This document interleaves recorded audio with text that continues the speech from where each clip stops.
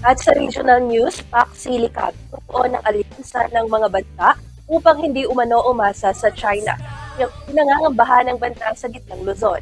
Mariing tinututulan ng mga grupo at samahan ng mga magsasaka sa Central Luzon ang PAC Silica.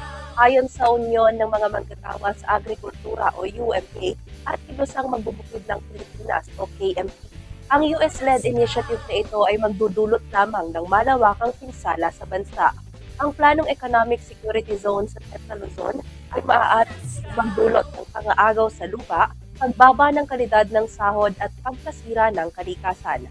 Ang PAC-SIDICA ay isang alyansa na binubuo ng humigit kumulang 30 bansa tulad ng United States, Japan, South Korea, United Kingdom at European Union.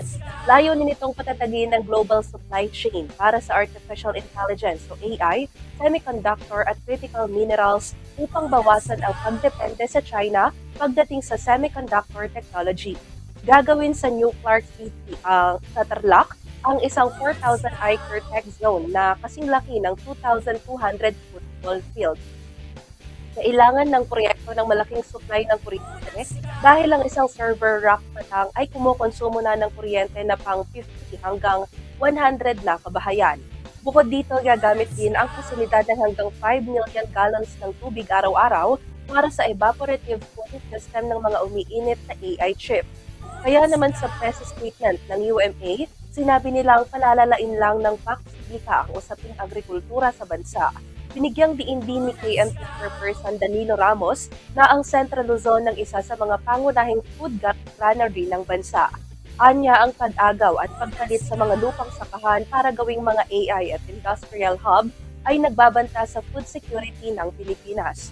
Sa halip na ipamigay ang lupa sa mga foreign corporate interests, dapat umanong mag-invest ang gobyerno sa mga patubig, cold storage at drying facilities para sa mga lokal na magsasaka.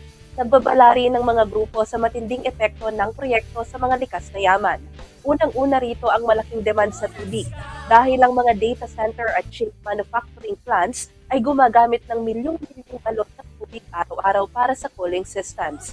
Maaari itong makipag-agawan sa patubig ng mga sakahan at supply ng tubig sa Tarlac at mga karatig lalawigan. Maliban pa rito ang malaking konsumo sa kuryente ng mga AI servers ay magdadagdag sa taas na singit ng kuryente sa bansa. Dahil dito patuloy ang panawagan ng iba't ibang samahan ng mga magsasaka sa gobyerno na ibasura ang PAC-SIDICA initiative.